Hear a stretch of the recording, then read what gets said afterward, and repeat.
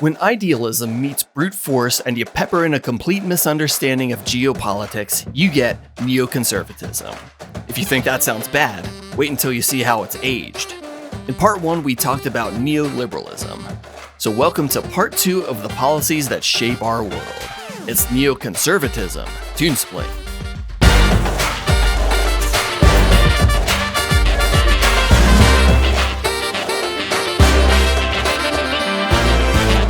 Alright folks, today we're talking about neoconservatism, not to be confused with traditional conservatism, which is all about limited government, preserving cultural traditions, and yelling at teenagers on TikTok.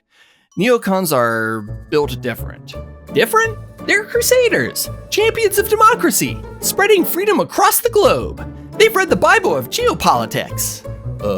Yeah, except their version of spreading freedom is starting wars in places I can't pronounce. Neoconservatism really took off during the Cold War. It's less about conserving traditions and more about advancing American ideals abroad, usually through military intervention. It's like exporting democracy with tanks. Ooh, like the time we brought freedom to Iraq, right? That was awesome. Until, it wasn't. Exactly. Neocons believe the US had a moral duty to spread democracy, even if it meant toppling regimes and destabilizing entire regions. It's less about limited government and more about global dominance. You said duty. Well, what's wrong with that? Doesn't the Bible say go forth and conquer? No, it doesn't, but nice try. Now let's compare. Traditional conservatives want a small government that stays out of your business, unless your business involves a uterus or abortions. Neocons, on the other hand, are all about a strong, active government, especially in foreign policy. They believe America should lead the world. So they're like bossy conservatives? Like the Karen of ideologies? Exactly, Joey. They're the Karens of geopolitics. Neoconservatism hit its peak during the George W. Bush presidency. Remember the Iraq War? That was neocons at work. They believed toppling Saddam Hussein would create a domino effect of democracy in the Middle East. Instead we got, let's just say it didn't go as planned. But the intentions were noble. They wanted to liberate the oppressed. Yes, because nothing says freedom like drone strikes and oil contracts. And trillions of dollars down the drain. Thanks for the debt, neocons. Now here's the twist.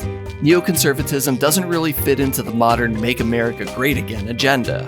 MAGA conservatives are more about nationalism and isolationism. America first. Neocons, on the other hand, want America everywhere. But aren't they all fighting for the same values? Faith, freedom, family? Not quite. MAGA conservatives would rather build walls than spread democracy. Neocons are all about international agreement, while MAGA folks are yelling, let's stay home and touch our sister.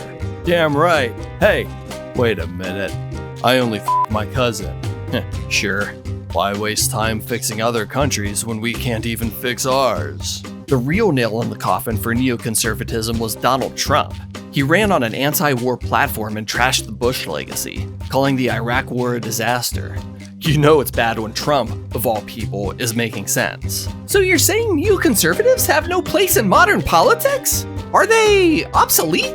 Pretty much. Their ideas don't align with the MAGA base or modern progressives. They're like Blockbuster in a Netflix world, stuck in the past. So, that's neoconservatism, the ideology that wanted to save the world but ended up leaving it in pieces. It's a relic of a time when idealism trumped practicality. Today, it doesn't fit neatly into any political camp. Good riddance. Let's stick to grilling and yelling about the price of eggs, and our cousins. Oops.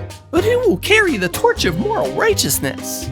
Don't worry, Father James. There's always someone ready to start a crusade. Just, maybe next time let's skip the tanks.